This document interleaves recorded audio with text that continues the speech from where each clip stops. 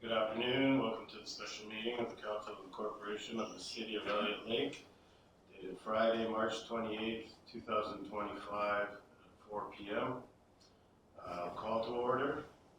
Roll call. All members are present. Are there any declarations of conflict of interest? Once, twice.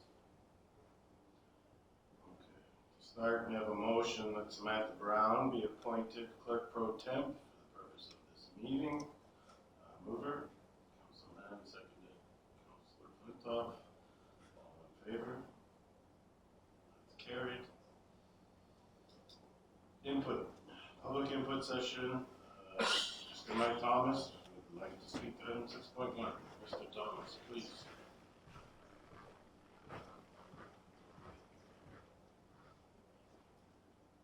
Thank you, Mr. Mayor, members of council. Good to see you. Sorry to complain today, but that seems to be the flavor of where I'm at. See Dr. Tingley's on the screen. In November, our CAO told us we were 11 million and counting. May before that, our Deputy Director of Finance said we're at 7.4. Since that time, everything I've heard by the presenter in terms of milestones and cost has either been overshot or undermet. And it doesn't help this table, this council, for all of those things to occur.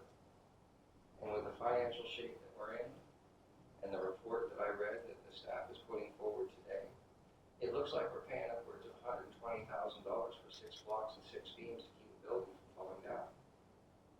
That wasn't what we were advertised over the last year and a half. We were told it was going to be repaired in good shape with the money we've spent from this community, the money we've raised through all these efforts. And we're all sitting here spending more money with no arena. And it feels like a lot of false promises. And you've been very patient. And I've been listening, and the community's been watching. We don't have an arena. And I'd like to know what the total cost is to date that we've spent, and what Dr. Tingley feels is a projected future cost of completion, because we're not hearing that. And the nickel and dimes are piling up, and we don't have the money to spend. And you ladies and gentlemen got to be awfully tired of hearing the community being upset and coming in here and saying, why don't we have an arena? Well, I think we started to have to hold the companies that are trying to do this accountable as to why we don't have an arena. And I'd like you to get the answers, and that's my input. Thank you. Okay, thank you, Mr. Thomas. There's no public presentation this evening. Reports. 6.1, report from the Special Projects Manager regarding supplementary shoring of the Rogers Arena. May I have a motion that the report from the Special Project Manager be received, and that Council approve the use of the negotiation method as described in the City's procurement policy to sole source the provision of services to supplementary shoring to the Rogers Arena. 2, timber restoration services at an upset limit of $95,416.40 plus applicable taxes. And that the CAO be delegated the authority to approve up to $20,000 in additional contingency expenses related to the realization of the supplementary shoring at Rogers Arena, the use of which is to be reported to Council at final completion of the project. And that the associated costs be drawn from the city's buildings and facilities capital reserve. Mover, please. Councillor Bull, seconded. Councillor Lefebvre. All, no one's my apologies. Mr. Golden, please. Thank you, through you, your worship. Thank you to council for making themselves available on Friday afternoon. In respect to that, I tried to put forward a fairly straightforward report for your consideration today. Thankfully, it's a pretty straightforward issue that we're having. Far be it for me to discuss in depth the technical issues. We have somebody with us today that is a lot better equipped to do that than I am. But my understanding of the situation is that due to the fact that we've had actual winter this past winter rather than what we got away with last year, we're seeing a lot more movement from the health monitoring system sensors that are monitoring the foundations. And because of that, the engineers at WRD have suggested strongly that we put some supplementary shoring in place to help stabilize the columns on the parking lot side of the arena.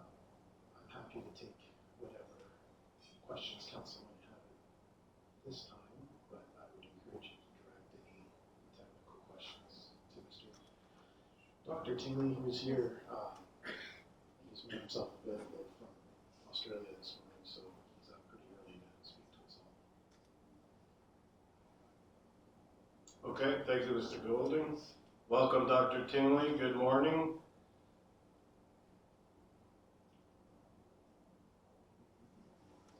Sorry, we can't quite hear you.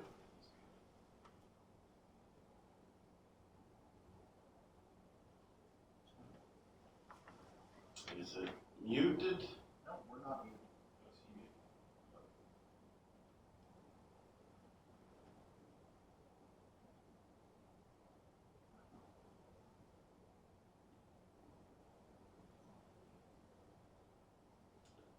We can see you, just can't hear you. Can you hear us?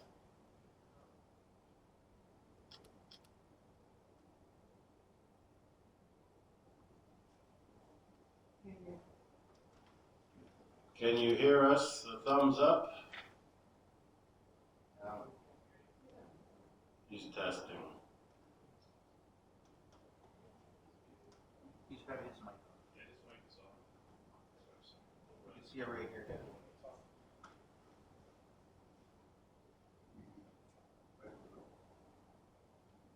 you text? Do you have a text or something?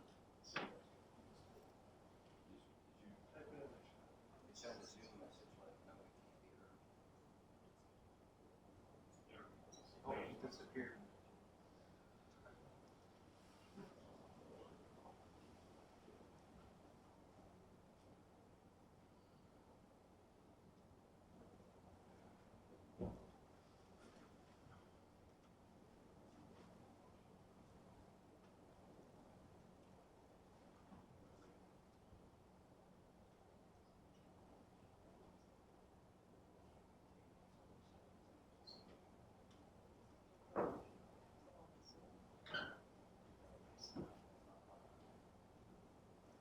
Recording in progress.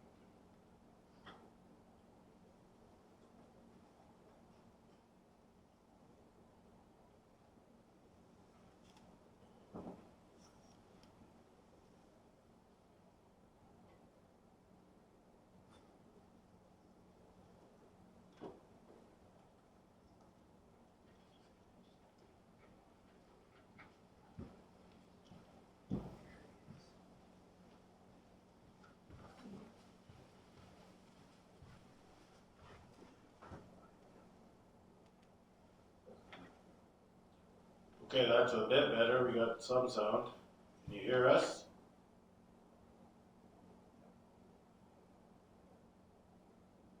We got you, but I don't think he can hear us.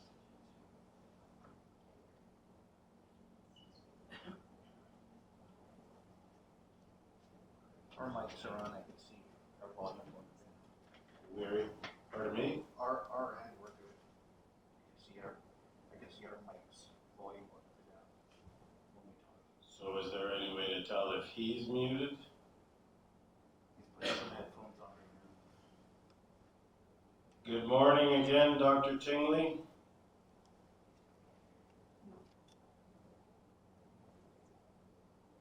I'll hear you now. We can hear you. Can you hear us? Yes, I can. Sorry. Okay. I just rebooted my computer and it fixed itself. Apologize. Okay, thank you. So I guess we read the report in. And are you going to make a presentation or are you just waiting for questions? No, I have a little PowerPoint that explains the situation if I can share the screen.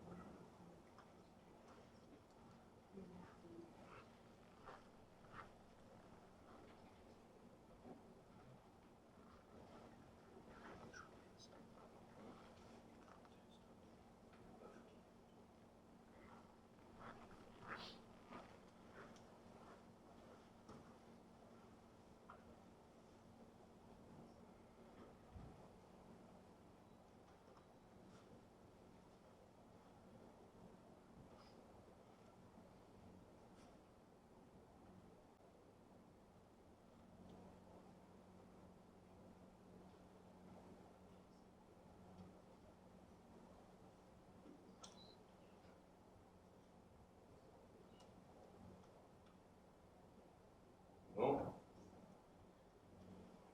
Are you folks able to see that screen?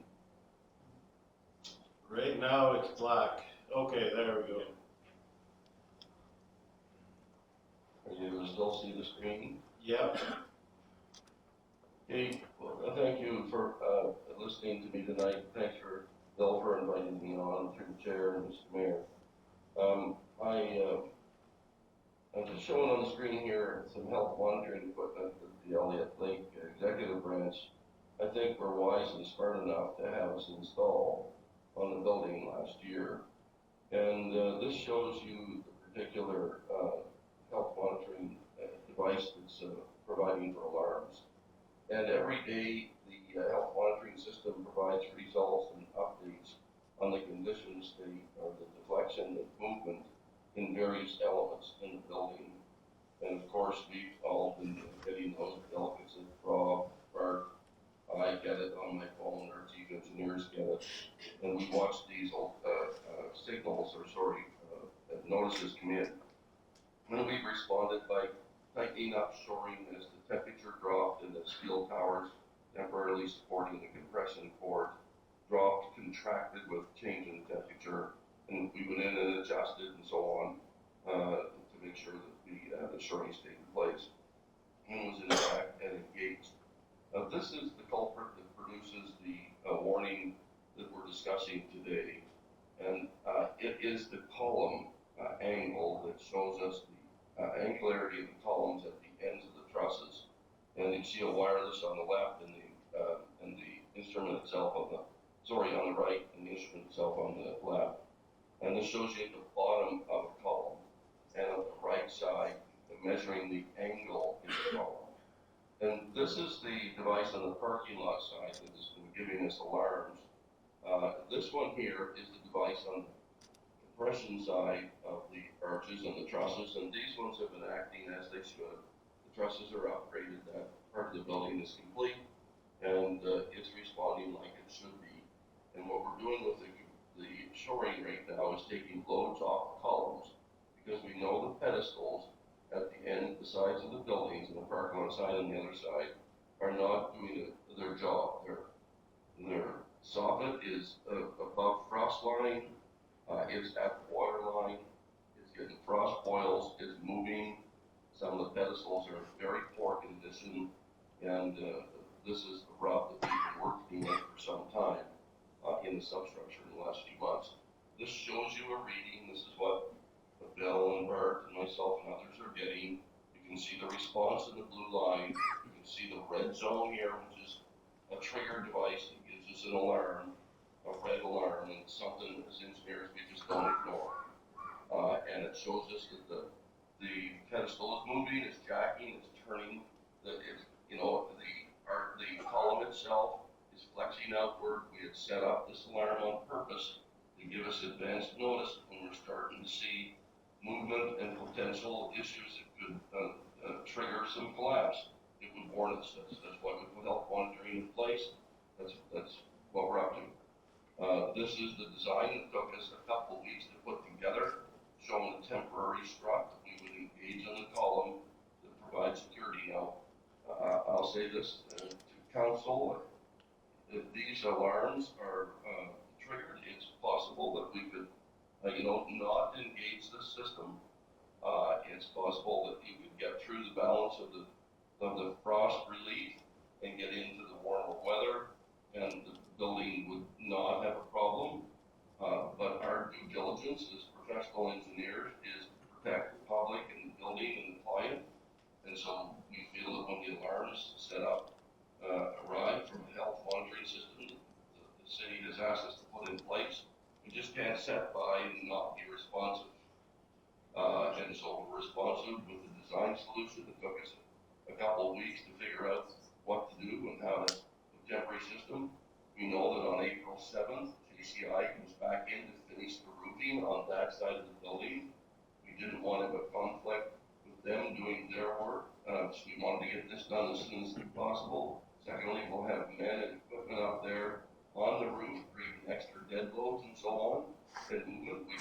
We didn't want to have that side of the building in some alarms and have people up there on the roof doing their work, and it just didn't seem wise to us. So that's why we provided this drawing set. It's up to council as to whether they want to do this work or not. We provided the option. If you ask me, Dan, do I feel that this is going to really be an issue downstream? I'd say, well, it's a risk that I don't want to take, and I want to propose, to council some solutions. But if council chose to say, well, we think we can get by and it'd be okay, well, that would be up to council. But from our point of view, to do a proper due diligence, we didn't want to be in that position. Now, there is an alarm on one of the health monitoring systems on the other side of the building. That's a little different situation, for my opinion, because number one, the elevation of the ground is higher there than the parking lot. Number two, we won't be putting JCI over there to do their work. Number three, it appears to be happening on just one column, and so we just didn't specify that we put this strut system on the other half of the building because it felt like the risk wasn't as great. This is where the people ask me, well, what's been going on? Well, we brought EXP in, and these are two boreholes. We went with a deep reach auger. We had indications from TRS and their subcontractors that they were reaching some bedrock at different points of view. What it turned out to be was boulders that they got into. This time we came prepared to go through that, and we put boreholes down. You can see them here on each side of the building, and you can see the depth of our boreholes here that we went through into significant dense soils. We never hit bedrock, even at the deepest part. You can see, I hope you're able to see these anyway. Sorry, the line that they're supposed to do here. You never really hit bedrock. You can see over the right-hand side here, a huge distance down, 35.7 meters on the parking lot side, 18.9. Never hit bedrock, but again, get into enough stiff, dense soils. The feeling was that we could make this up with micropiles in that length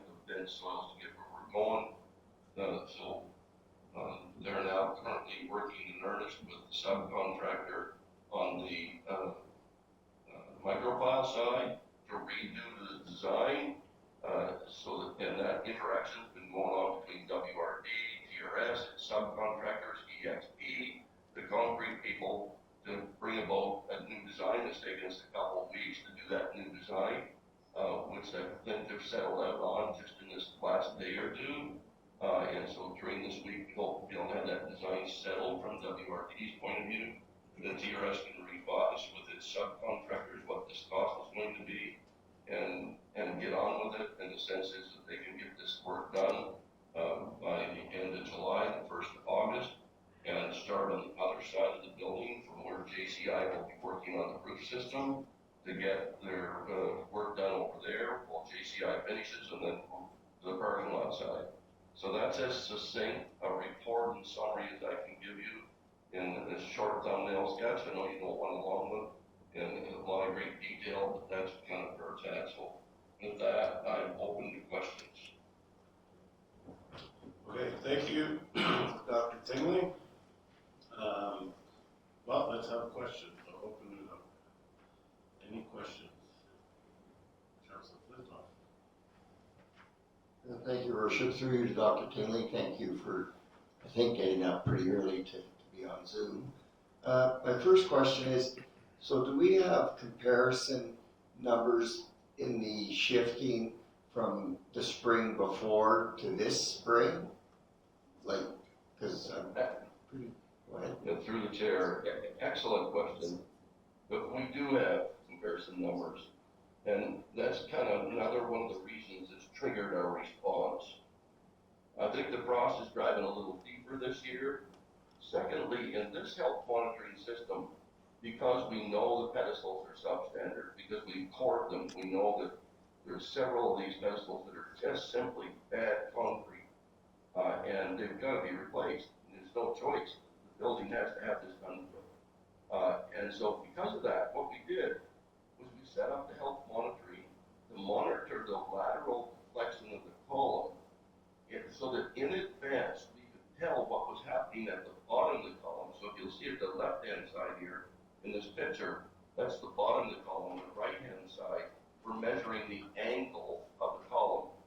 And so what this device set does is it gives us an indication of what stress is being applied at the top of the pedestal. You can see where that yellow battery pack is there on the left-hand picture. It gives us an indication of what that pedestal top is seeing for lateral load that's being delivered from the truss system above. So that before we see that pedestal get into carrying loads that we just don't simply believe that they'll carry without a rollout, it warns us. And so that warning was, threshold was set up at a limit that was basically designed to tell us in advance, hey, it was going to say, hey, Mr. Engineer, I'm putting such a load on the top of this pedestal outward that we don't, that's the start of a threshold where we don't think the pedestal is in safe range in its weakened condition. And that's where the red zone happened. And we had other alarms from other portions of the building, and we went in and adjusted, ensuring we don't have any concern, and we feel that the trusses have been upgraded and they're just doing a great job where they sit right now. These columns, this warning system allowed us to just be upfront in it. And we think that this year, there's probably more tendency for these pedestals to want to move, and a few of them are moving more. And that's another reason why we just recommended the strut side. Again, I say it's not our money to spend, it's council's. Our job is, as you directed us to put a health monitoring system in place, our job is to tell you what the system is saying, to show you the alarms, or get Bill, Matt, Bart, and Rob are getting them on their phone, and rarely do I get a red one. Someone, Rob, Bart, or Bill, doesn't text me or send me an email and ask me for an update faster than I can send one to them. And so I think we're all watching pretty careful. It's why I just want to be seen as the EOR here as being responsive, and we're engaged with EXP. We're in, working with them from their core work and so on. I mean, there's a lot of people in the background that are engaged in this situation that we're working with. Hope that answers your question. Yeah, pretty, I think so anyways, it sort of makes sense. Just one follow-up. And just, I'm not sure if it's a typo, but I'm just curious, why is the quote dated February 7th? Because it wouldn't have really been frost thawing February 7th. I just think we're just pushing everybody so hard through the chair, so. We're pushing everybody so hard to get stuff done, I think it's screwed up on that date.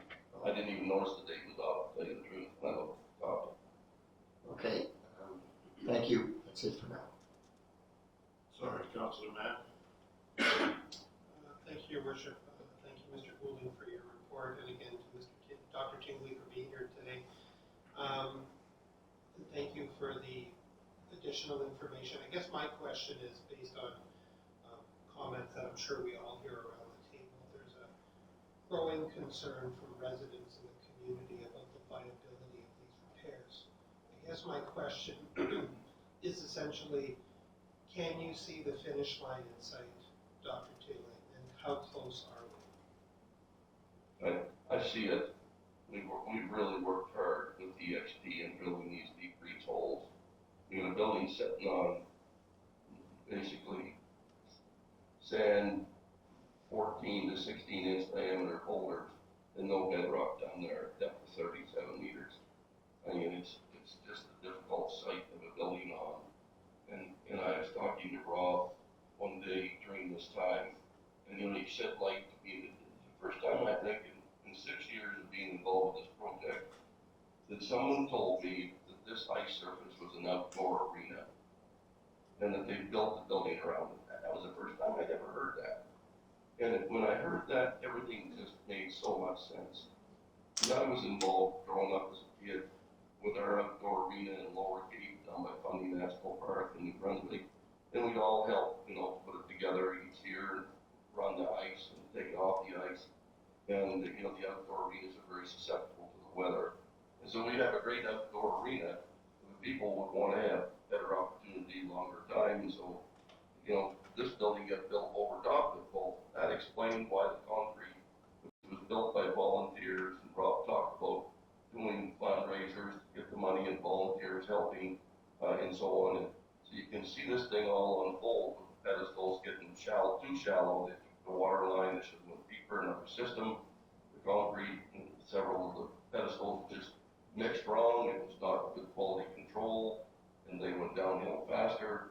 We built a building that was given to us, the material given to us for the mines, put it on top of it, and in this building down in that soil set, or the pedestals was functioned well for many years, but once you opened up and through a colder winter, and you take the snow and remove it from that parking lot side, and the frost gets down in there and starts jerking them and moving them, then all of a sudden they get an angle, and that's what caused this whole thing to start. Was Tulloch Engineering that measured a 5/8 of an inch movement in this angle that you're seeing here where I'm moving my cursor, and all of a sudden they blew the whistle because no one wanted that side of the building to fall down, and that's what triggered this whole thing.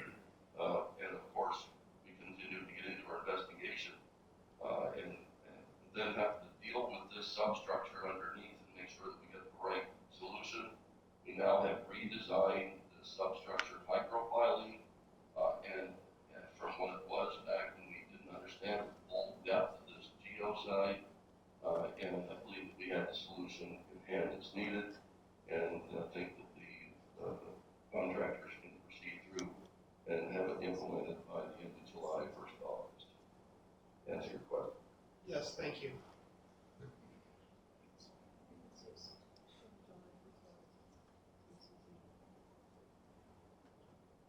Councilor Lefebvre. Thank you, Your Worship. Through you. Thank you, Dr. Tingley, for being with us here today. And this project has gotten a lot more complex over time, and I still appreciate you paying attention to the details. My question is, correct me if I'm wrong, but we had already approved for some shoring work to be done. So can you give us an overview of the shoring work that had been completed and where the gap is from that work that was completed to where we are now? Thanks, Sandy. That's through the chair. It's an excellent question, and what we really did when we understood that the work of enhancing the substructure could not be completed before the dead of winter. And that this was going to take additional investigation of work to understand it. As we firstly went in, if you remember, we gave the council a dichotomy solution, give them H piles, which had been the cheapest. That was going to create impact loads in the concrete floor and could have cracked things, and that was not going to work. We gave them screw piles and micro piles as options to bring stability to the existing substructure. We tried the screw piles because it was our preferred choice of the lowest cost. That did not work, because of the soil density and the ability to get that load out of it, just couldn't get it. It's just terribly poor conditioned soils.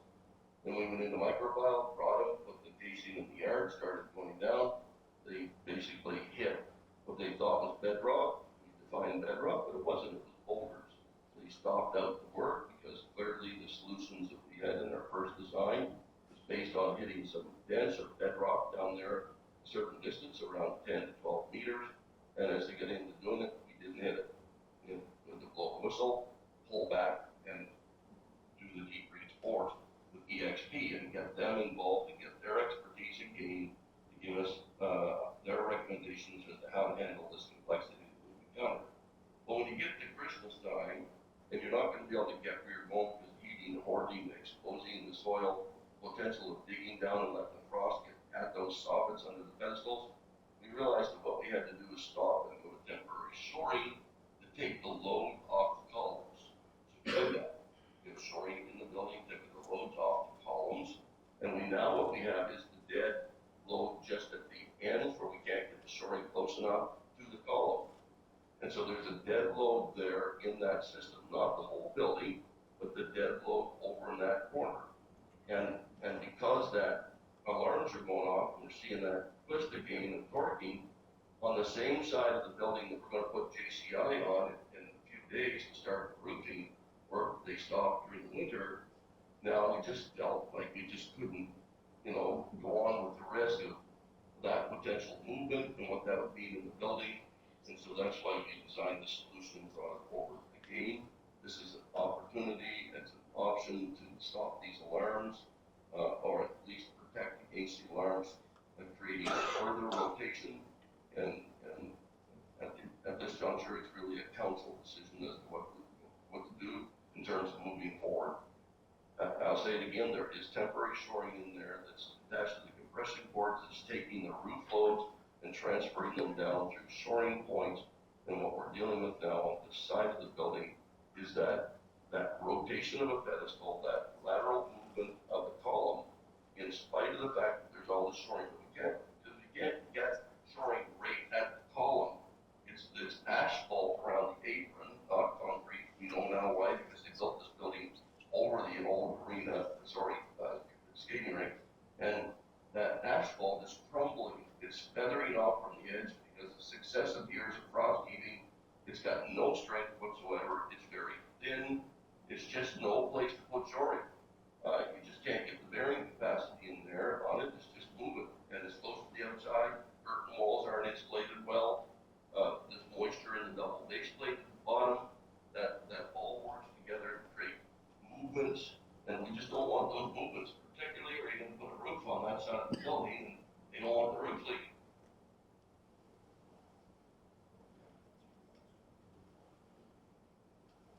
Okay, Councillor Bull? Thank you, Your Worship, through you to Mr. Tingley. Are you saying that the whole side, the parking lot side, all those columns need that? Because they're all moving, or is it just the one that you just described? Through the chair. There are two alarms on that side that are going off. From our test work on the pedestal, where we dug up around 3 of those, where we know that the compressive strength of the concrete is in very poor condition, we're err on the side of safety. There's bad pedestals on that side. Secondly, there's movement on that side. Thirdly, we got alarms going off on that side. And some of our engineering staff, even in my own team, said, well, then we probably don't need to put the struts on all of them. If sure you want to do it on all of them. I said, put the drawings together as if we are. We'll get the contractor to price this up. It's going to go before the executive branch and council. We'll have these discussions, and they can join with us in the decision. But as for me and my risk mitigation strategies, I'm saying put it on all of them. If you want to, work against that and say, okay, I'm going to save money on half of them, or so on, we'll pick the worst that. But I want everybody to be on the same decision-making criteria as we're at. If that makes sense. I mean, this is a transparent situation, and we want everybody to be involved in the decision-making. Does that make sense? Yeah, I understand that. So would the weight of the roof have anything to do with that? With all the plywood and everything we put on there, would that have an effect? If you compare it to last year's readings? Or It just, would. go ahead. Sorry through the chair again. It would, if you'll notice, there is more dead load in the system now because we, strengthened and enhanced purlins, put sheeting down. The roofing isn't on that side, but there are portions of that work installed. So there's additional weight. But again, remember we have shoring all the way across each cross now too. So we estimate that there's probably in that range, to answer that question, where you see this picture on the right-hand side. I hope you're able to see it. If you're looking down the line here, you'll see some shoring right there in the background. And if you take that distance from that shoring, which is kind of the closest we could get to the edge here, we estimate that the dead load that's onto these columns is probably in a range of 4 to 5 tons. But snow, as you folks know, has come on that side of the building. Ice and snow are there. It's come and gone. It's kind of been cyclical. And over that time, it was bouncing the red more. And this red here came as a result of the temperature change. And this particular one I'm showing here now on the screen, if you can see it, this encroachment on the red line came during a weather change, snow change. And so, yes, it's related to snow, rain, temperature, driving across deeper, because as you know, each winter the frost is cumulative, it drives deeper with each successive degree day below zero, and as it drives deeper, it gets at the water under the soffit, the pedestals, and it wants to move those through frost blistering or boiling, and this dead weight and dead weight on the roof system all kind of work together to create these angularities, which you can see here. They work together to create an angle difference from 90 degrees, and that's what we're measuring very precisely. And we're out in front of it. That's the whole reason for health monitoring. We want to be in front of that before someone calls me on the phone, like collected a year or two ago, and says, Dan, I got a crack meter up here, and I'm seeing a 5/8 of an inch movement in this angle right here. Oh man, at 5/8 of an inch, I'm like, I think we better shut the building down. This is not a good event. So long before that happens, this health monitoring is triggering alarms. That's all.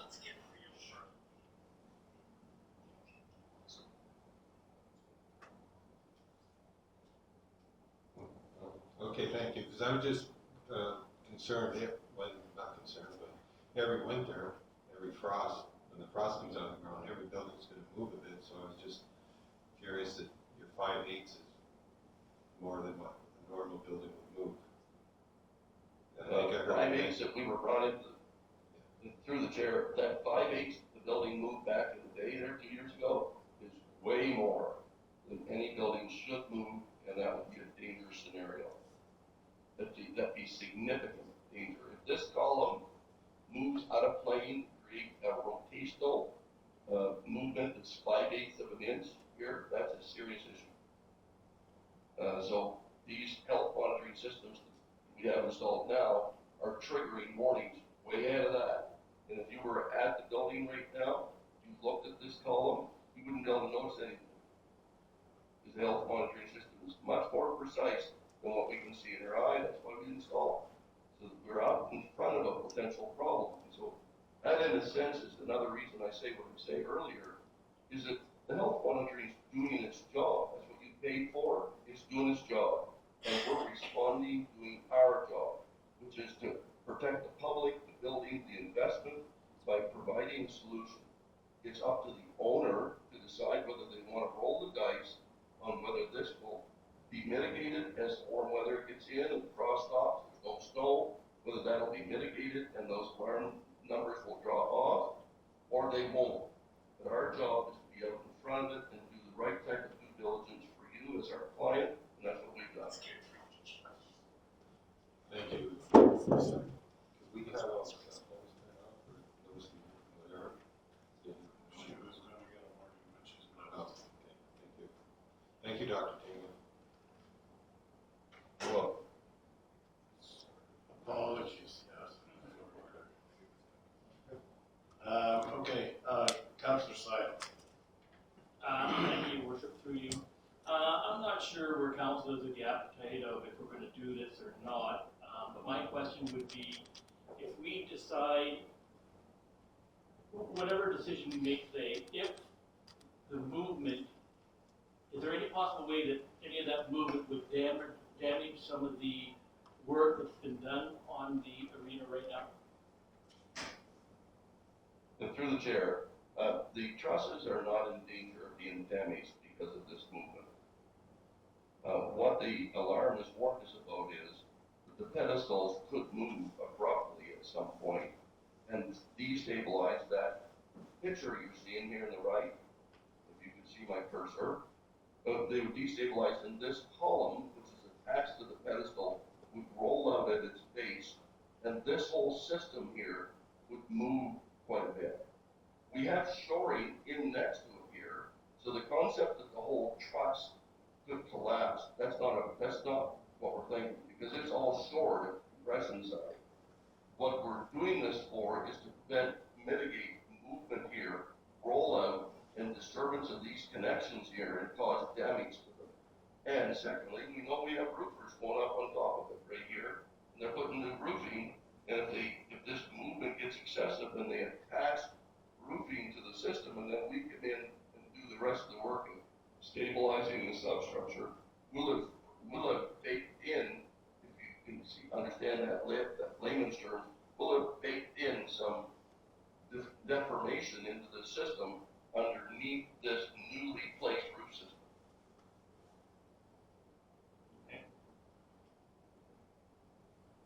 Councillor Morrison. Through you, Mr. Worship. I got a couple of questions. So these cement blocks that are going to be installed, how are they going to be installed by the crew? And why is it going to take up to 2 weeks for that to happen?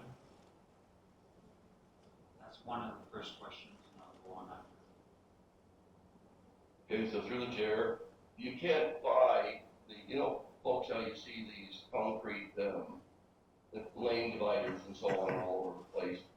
But they have not been able to purchase concrete blocks of this size or back up, rent them or do anything else as far as I know, the contract. They came back to us because we thought you might be able to go and just access these concrete blocks and rent them like you see on the highways all the time.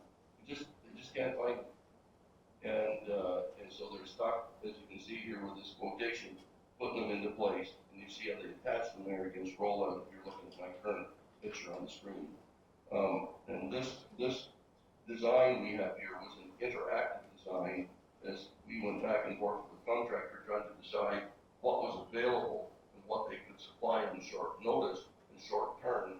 And that's what drove these drawings you see right here.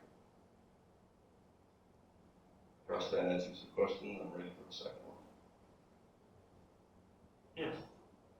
When will this work start with the shoring of these cement blocks?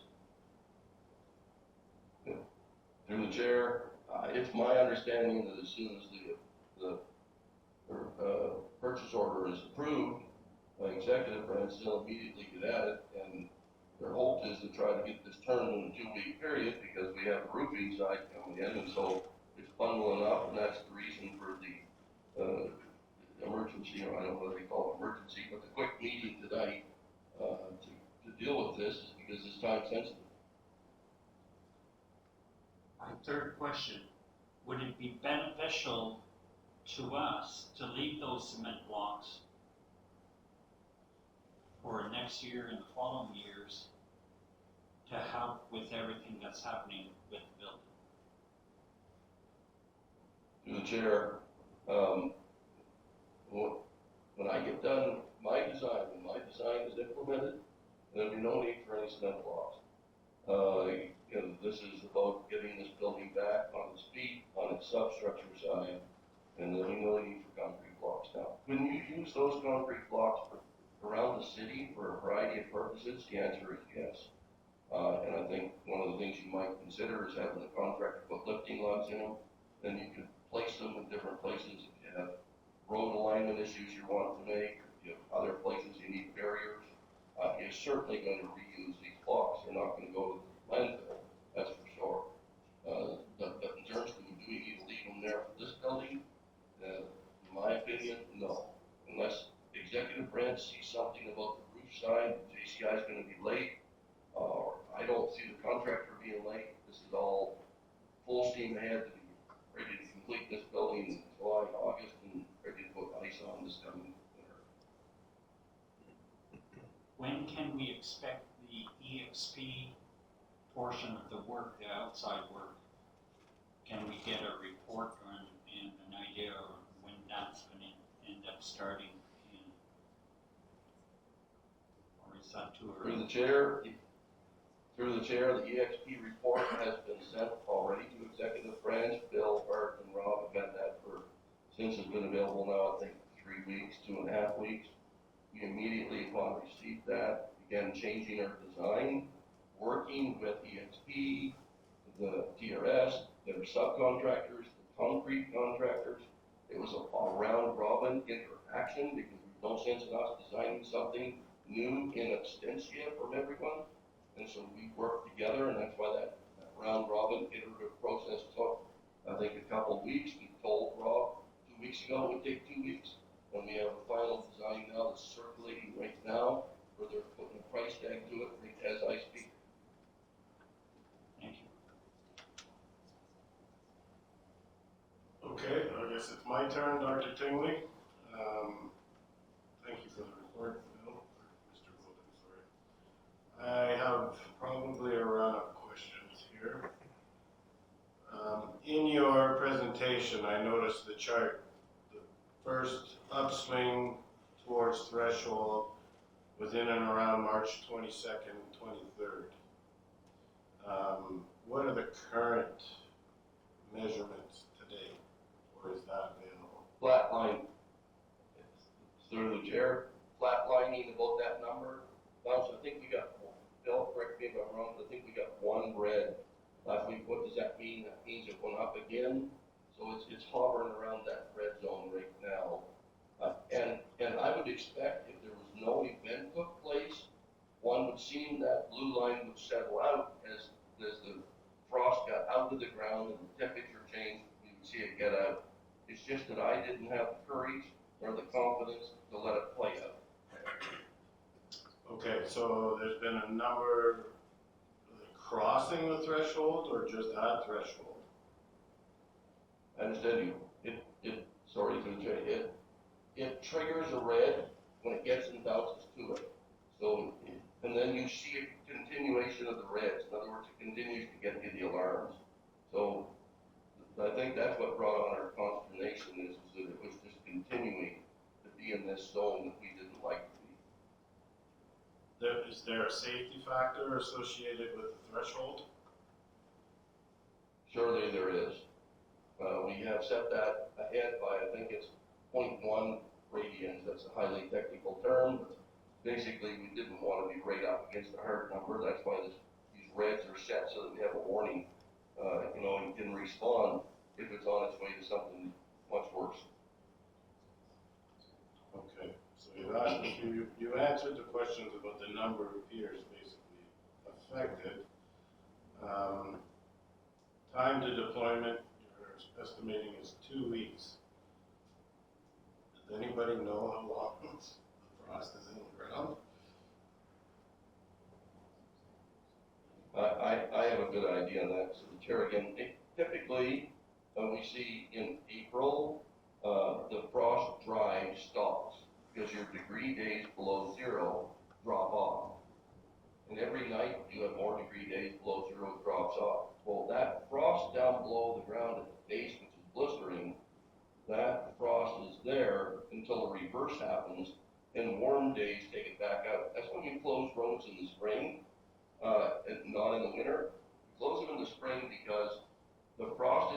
driving on an open highway that's had snow removed all the time, and as it drives down each degree day, it gets deeper and deeper and blisters rocks and blisters stuff and pops mounds in the pavement.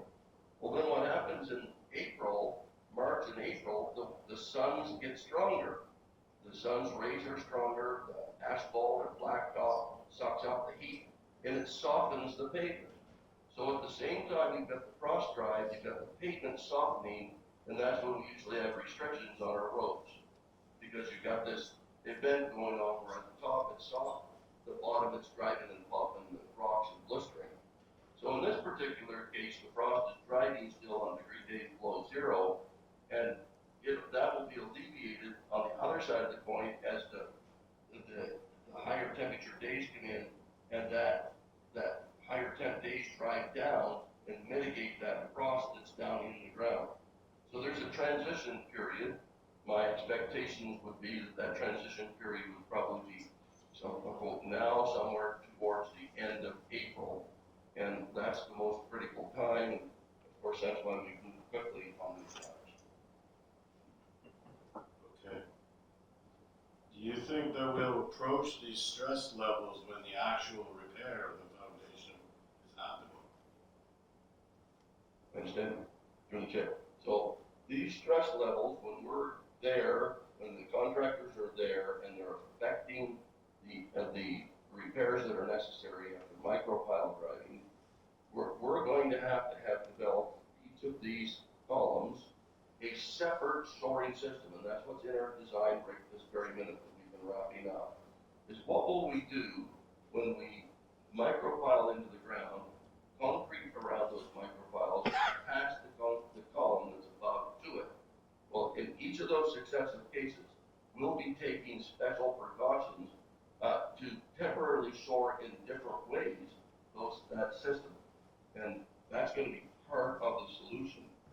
Right now, we're in no position to do that. There's no micropile work has started yet, and we've got these red alarms going off, and there just has to be some solution to mitigate potential risk. As I said before, it's a council decision. Do we roll the dice and see, will this blue line drop off the reds? Will nothing have happened during this next 4, 5, 6 weeks? And we just felt in our estimation it was the risk we didn't want to take. We would leave it to executive branch to make that risk, but we arranged to get price tags on this mitigation of risk measure that we've designed, and it's a council decision as to whether to do it. I think the size of the building and the fact that there's roofers going on and roofing being applied is another bit of sensitivity to the situation that has to be considered. Okay. Bear with me, I apologize, I'm not the engineer. The torquing you're sort of describing is because the attachment to the current foundation. Is it a possibility just to cut that anchor? And is there sufficient shoring in the arena currently to keep that up? Because you're going to be cutting it eventually anyway. Through the chair, excellent question. Excellent question. That question seems to have come from an engineer, even though you might not have been an engineer, because it was at the top of the list for us. Are you seeing this picture here in front of you now? It's the same photo that you have up before. Oh, do you see a picture of our design right here? No, you have it looks like one of the monitoring systems on the left and Oh. the bleachers Let me on the reach. right. Let me see. I'm going to reshare.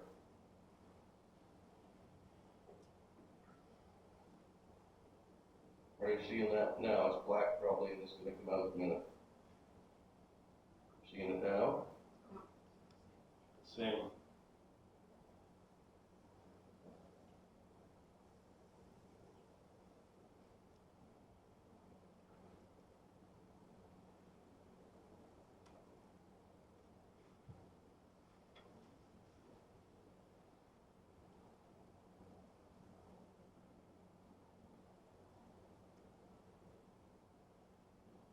There. seeing on mine, is that what you're seeing?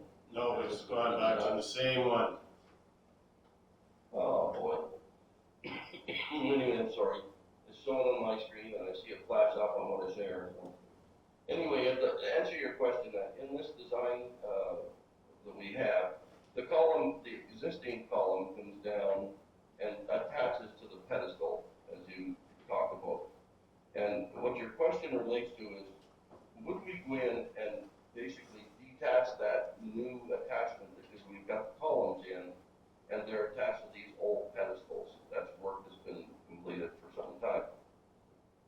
And basically sawzall or denut it and then break that point in there, cut off those threaded rods that are down in the pedestal top, so that if there is a rollout of the pedestal, the column and it's above dead weight doesn't move with the pedestal. In other words, the pedestal is free floating from the columns.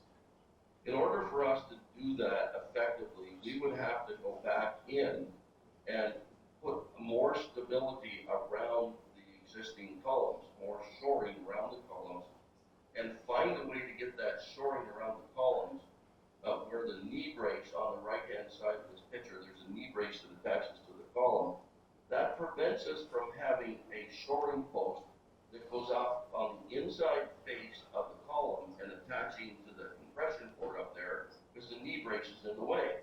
The knee brace has been made more robust. That work is complete. The new columns in that work is complete, except for a couple, 3 columns where there's an electrical, Bill, you talked about that, where there's an electrical entrance yet to be fixed up, and that's something I've been asking. But so most of the columns are basically in place, and these robust knee braces are in place, and you can't get shoring up right there where the knee braces is, so you have to make special provisions to have shoring, and the asphalt around the base of the columns is thin, crumbly, and unstable, and underneath that asphalt is disturbed soil, which is also unstable. That whole thing is unstable in there in that situation. So if we went and detach the columns as one of the options, we have to basically supplant that stability that's gained from it right now with something else attached to it.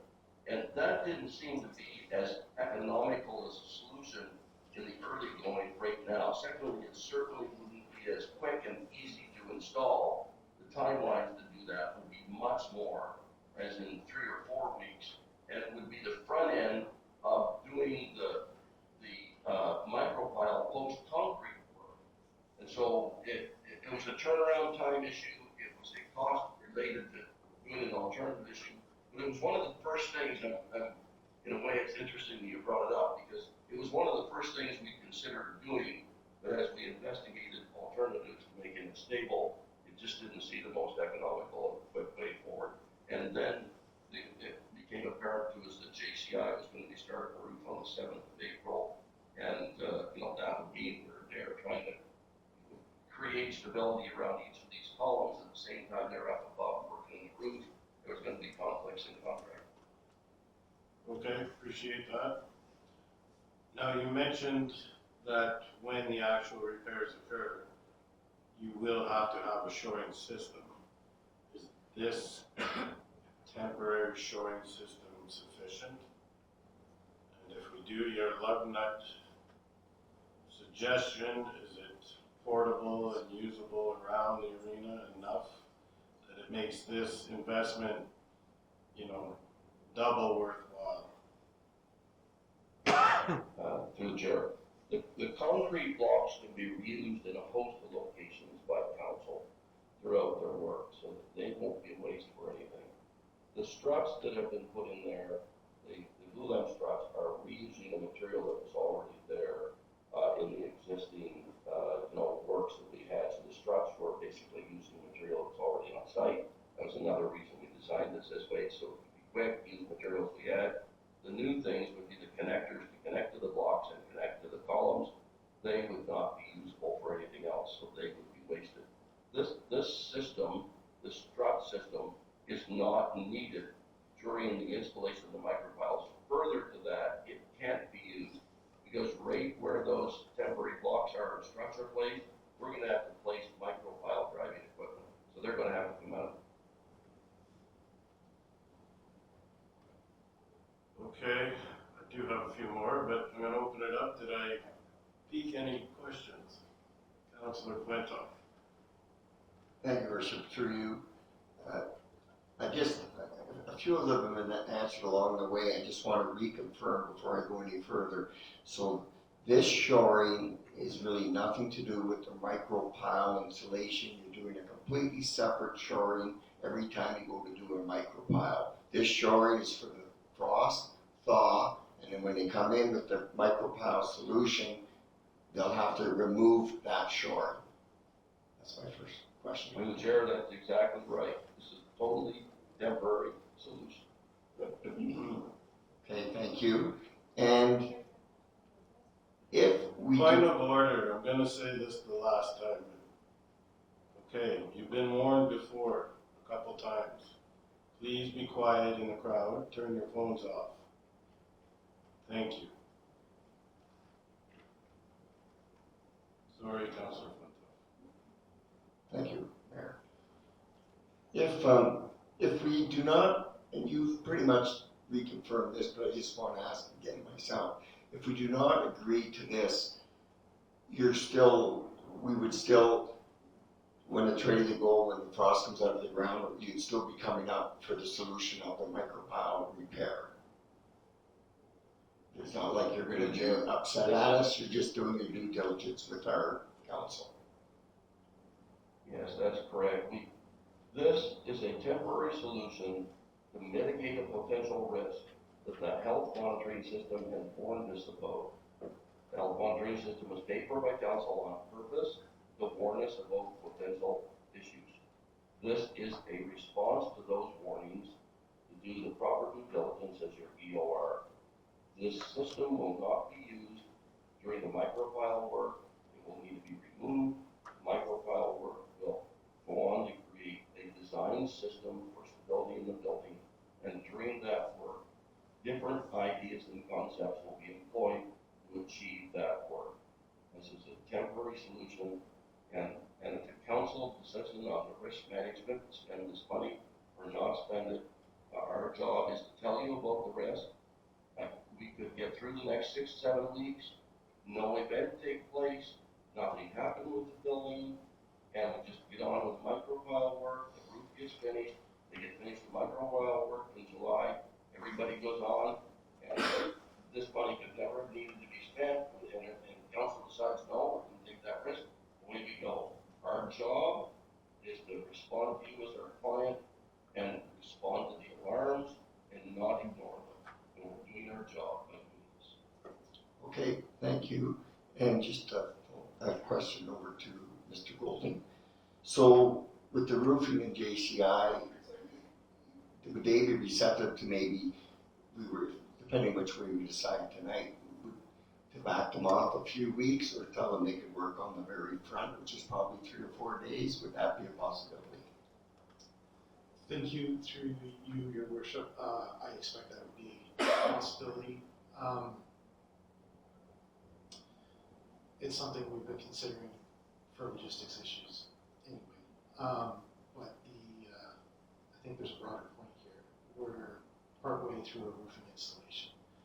If you recall, JCI expressed their concern and wrote into their contract that they wanted to know that the building wasn't going to move around during their installation.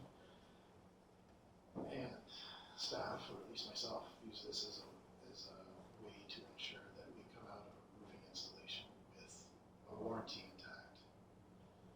That's an additional risk that we're making by putting this. I mean, there's the obvious risk of making sure that the building stays stable. We all want that to happen. But I also want to avoid any uncomfortable conversations with JCI and sub-vendors once we get through this season to say, hey, we made sure this place didn't move. Please honor your warranty. Okay, thank you. May I respond? Through the chair, could I respond to that? I'm sorry if I'm out of order. Sure, go ahead. Yeah, I want to add into what Bill's just said there. One of the things that, as you folks all know, that's been a huge degradation of this building was the racking that went off in the wind. The racking means that as the wind moves and snow would come on and off, the whole building itself would rack and move. By my estimation, at some points, upwards of an inch. And as this building racked, with no plywoods in, not proper purlin with lateral bracing, that were oval out nails, and you were never, ever going to be able to keep a roof and deck on that building. It was going to keep leaking the whole way. And as it leaked, it put water on the trusses and the wood underneath, and that damaged. So we encourage a new contractor to get in there to put new roofing on, and the first thing they're worried about is movement in the building, because that's where their warranty gets called, because you move a building, it tears the seams and creates leaks, and then they're on a warranty situation. So another one of the excellent reasons that Bill and Rob and the executive branch have chosen to put health monitoring in is so that they have evidence during this time when the roof is being installed and there was a break and then the rest of the roof gets installed, that the building was being attended to, and we have documentation on alarms and movement and corresponding adjustments to keep that roof in its position that will prevent the potential downstream of having a confounding factor that gets them out of a warranty. I can't stress that enough, because we put a ton of money into this. That's part of the complaints I'm hearing tonight from the public, is there's a lot of money going into this building, and we want a good product out the other end of it. And if you've been in the building, you can see just how beautiful those trusses are and how great it's going to look. Just don't want to throw the baby out with the bathwater. But at the same time, we're overspending. And so the money is tight, it's hard, and that's why it's a council decision. And our job as CUR is to present you with risk mitigation features, explain the potentials, explain the down and upside to this thing, and you make the choice. As I said before, you could roll the dice and you get 6 weeks down the road and nothing happens. We just weather this issue, health monitoring stays where it's at. And we get bounce up against the red and then down, and then eventually in 6 or 7 weeks it just goes off with the red totally. But I can't turn a blind eye to it. If something happens in 8A or 3A, the first columns in the whole building, roll out or something goes on with them and there's a partial settlement of the roof, partial movement downward of the roof, and that creates consternation, people would be standing in the public audience and saying, well, Tingley was an idiot. Why didn't he warn us? We paid for health monitoring, and the building still went into a bad situation, and he's to blame. And so, well, I guess that's right. I could be to blame. And so I don't want to be to blame. And so I got alarms that warn me. I'm telling the executive about it. I've given alternatives. I've directed our people who go to these contractors to get cost, use the best method to alleviate and mitigate the issue. It's in front of you. If you choose not to do it, that's okay. I'm going to be okay with it. It's not the end of the world for me. It's just that we've all joined together to share in the risk, haven't we? And so keeping in the dark and not bringing this up and not dealing with it wouldn't have been the right way either. Okay. So mitigating risk is what this is all about. What it comes down to is basically $100,000. The risk is being passed towards us as a council, right? There's many more factors involved. If we don't do this and something, God forbid, happens, then that's the trouble. The reason why we have trouble getting engineers, our buildings have a history. No insurer is coming to town. We have a hard time even insuring the buildings we have. So if we don't do this properly, basically, we're euchre. You know what I mean? So you're almost painted into a corner to have to do this. If we're at 11 million, it's 1% for safety. The theme has been we want to build this for the next 40 to 50 years. But I get the other side. It's almost like, before you even get these in, it'll be the end of March. Could potentially be something like that.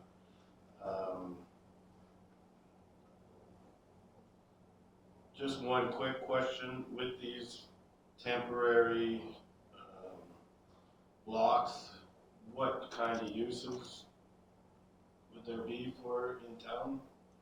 Mr. DiBartoli or Mr. Golding?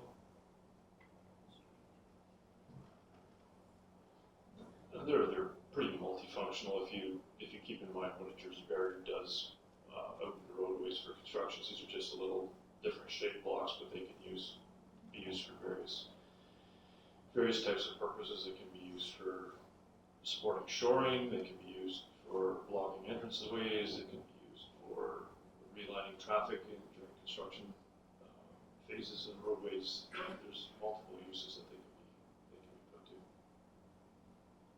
So that being said, there is quite a bit of plans for a lot of traffic coming through the BHP construction. There could be recycling uses there for these blocks. Like I'm struggling too. Do you wait it out because, thaw, freeze, just put that out there, but there are some questions. Sorry, Dr. Mr. Sweet. Your Worship, through you to council. The other thing too, we have to keep into consideration with the fact is that we're purchasing a very useful component. It's a cement block that if we have no use for it, I'm sure there's others that would have use for it, which we can always explore the opportunity of selling off the asset to another municipality or to a construction company that may need them. So there's options if we find that we're not utilizing them effectively. Okay, Councilor Morissette.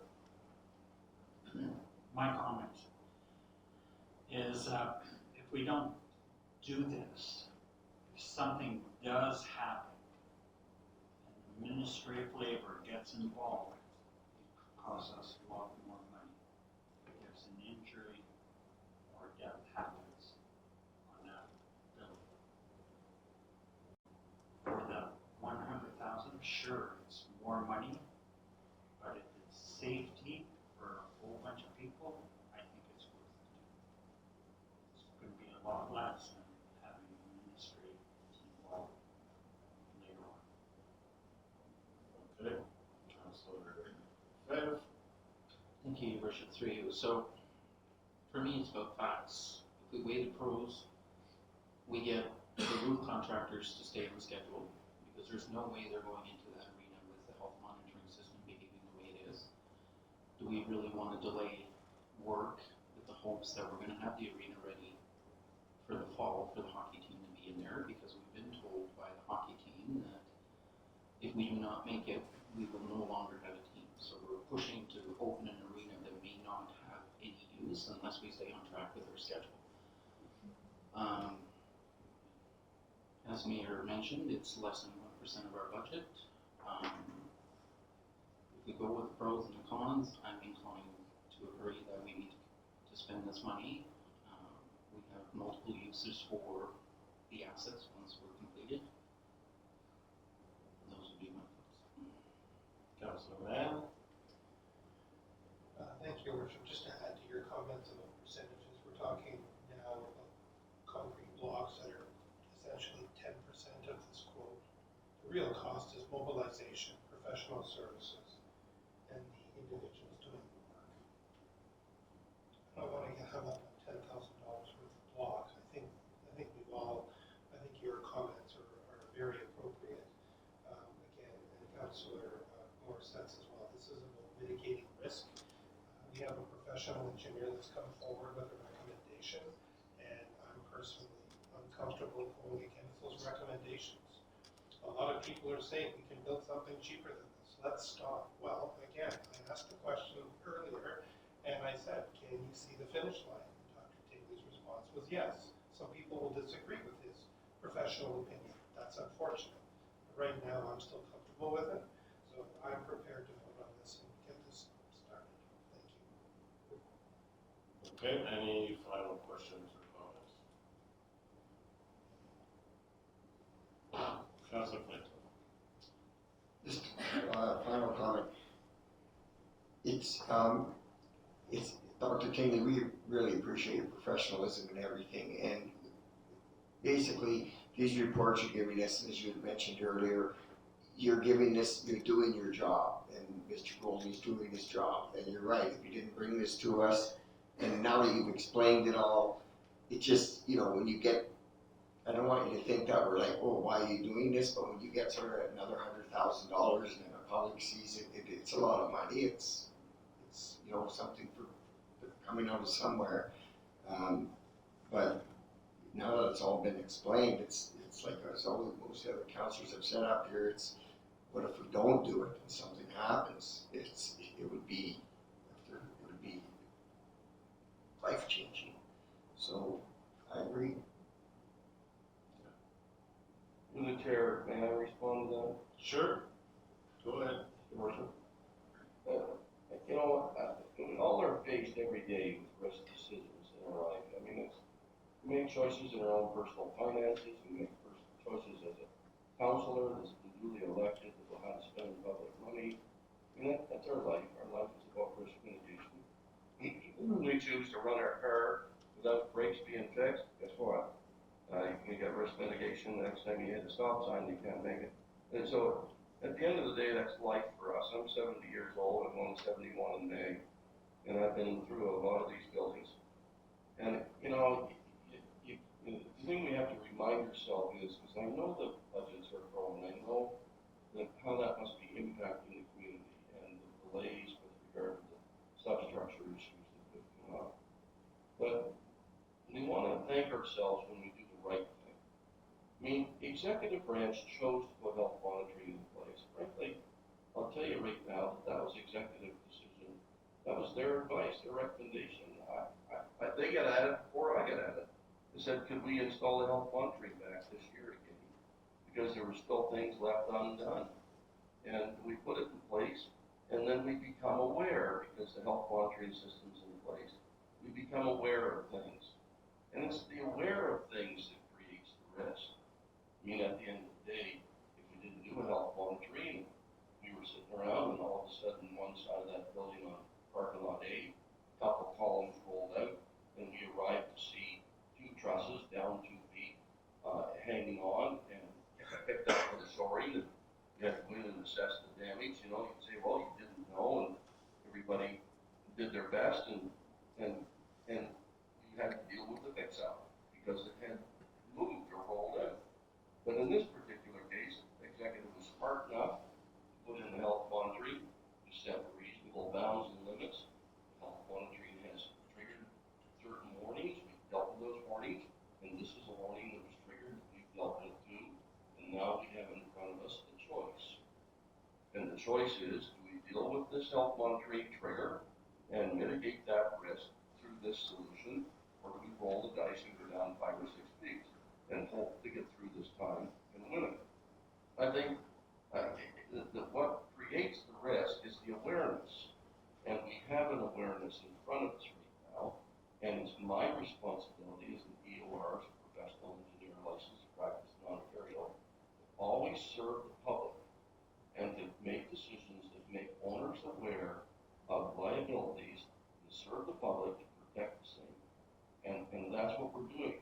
This isn't about trying to throw another $100,000 on the camel's back that's already burdened with too much money and too much expense. This is simply about calling the shots for what it is and making that decision to go on.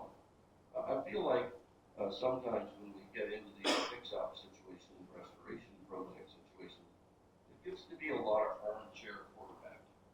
It's hindsight's always 20/20. I mean, when we look back on things, it's easy to connect the dots. What's not easy is looking forward on these jobs and understanding what to do.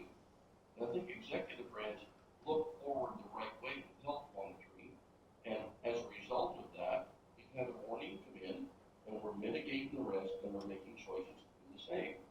And I know there's always going to be the second guessers in a crowd. That's what life is like, and that's what makes for a democracy. We have second guessers, and that's what makes for better situations. Our engineering team has this transparent strategy for how we design things. We let juniors, intermediates, and seniors all have a look at designs, and everybody has a voice. We don't shut down any voices.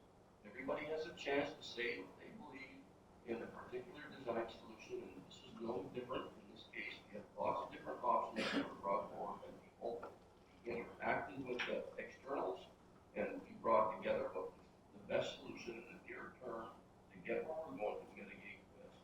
And so, and for all those that are wondering, the answer is this: we had multiple people involved. This wasn't just a snapshot decision. This was a process where we quickly moved to mitigate risk, and with a design and a strategy the executive branch can consider. And I appreciate y'all having patience with us. I know it must be very difficult. I feel the weight of this building on my shoulders. I believe me when I say it. I feel that weight. I want the building to be done. I want to see skaters. I want to see the hockey team there. I look forward to being in that arena when it's done and watching the first game. I want to make a plan to go do it because this has been a journey for not only you folks but for me too, because I just have my heart into this building. That's why I'm in Australia teaching the timber course right now, getting up in 8 hours in the morning to be on the bar with Bill, and Bill said, "Can you be involved?" And I was there in December, and I said, "Yes, I want to be involved because I want to be there to help council work through this issue." So with that, that's my conclusion. I don't have anything more to say, and I'll shut up. Okay, thank you very much.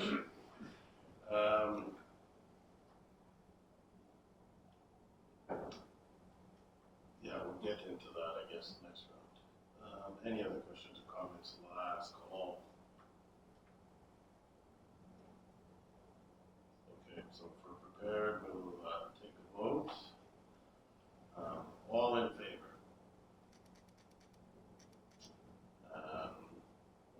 Opposed? One opposed. So that is carried.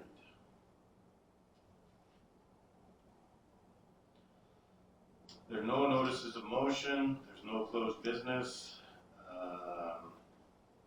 there are no addendums, no bylaws. Confirmatory bylaw is missing, so do we have to do a confirmatory bylaw? It'll go on to the next regular meeting. Okay, adjournment. We have a motion that this meeting adjourn at the hour of 5:22 p.m. Mover? Councilor Mann, seconded. Councilor Morissette. All in favor? That is carried.